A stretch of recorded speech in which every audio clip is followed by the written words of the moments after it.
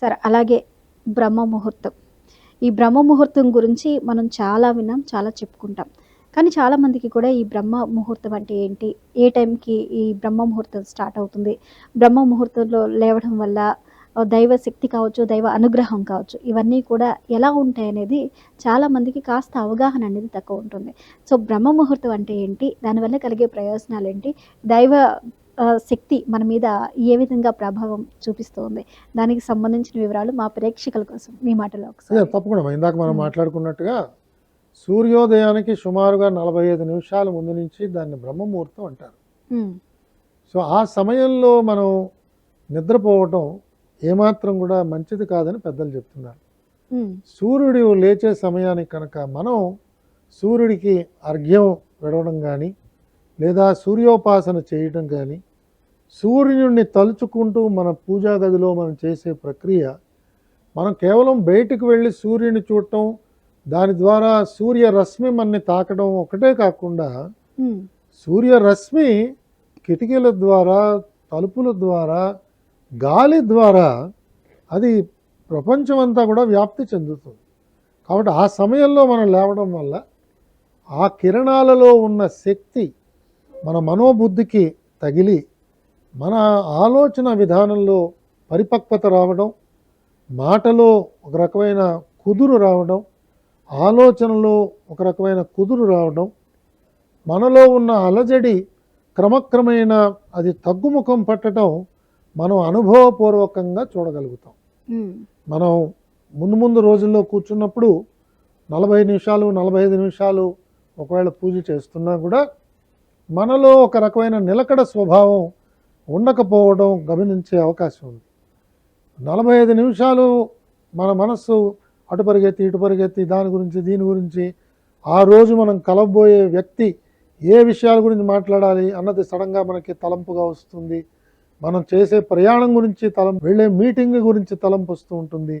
పూజ మాత్రం చేస్తూ ఉంటాం, అక్కడ స్తోత్రం చదువుతూ ఉంటాం, మన ఆలోచనలు ఆలోచన అక్కడ మాత్రం ఎక్కడో పరిగెడుతూ ఉంటూ ఉంటుంది. ఉంటాయి. హ్మ్. ఇది క్రమక్రమేణా మనం చూస్తూ ఉంటే ఏకాగ్రత పెరిగి ఇంకా బాగా పెరిగి చదివే దాని మీద మన దృష్టి రావడం నాకు అనుభవపూర్వకంగా అర్థమవుతుందమ్మా. హ్మ్.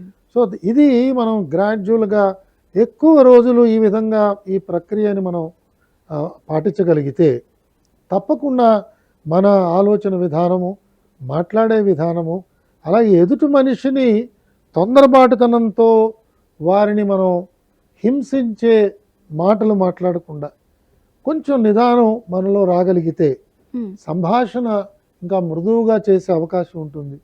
నలుగురితో జీవిస్తున్నప్పుడు ఆ నలుగురు కూడా మన సాంగత్యం గురించి వాళ్ళందరూ కూడా వెయిట్ చేస్తున్నట్టుగా మనకు అనిపిస్తుంది.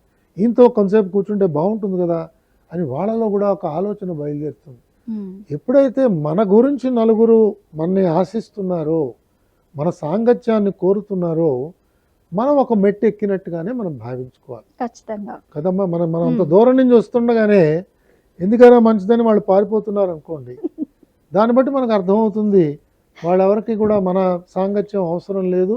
హ్మ్. పైపెచ్చు మన సాంగత్యంతో ఏదో ప్రమాదం వాళ్ళు ఊహించుకుంటున్నారు మనకు అర్థమైపోతుంది. హ్మ్. కాబట్టి మనం జీవించేది కేవలం మన కోసమే కాదు, మనం జీవించేది సమాజం కోసం, మనలో ఉన్న ఆలోచనల్ని పంచుకోవడం కోసం, ఇతరుల్లో ఉన్న మంచిని స్వీకరించడానికి కోసం, ఇలాంటి అనేక విషయాలు మన గురువులు ఎప్పుడు చెప్తూ ఉంటారు. కాబట్టి అవన్నీ కొంత దానికి కావాల్సింది ఏమిటంటే మానసిక రకమైన పరిపక్వత.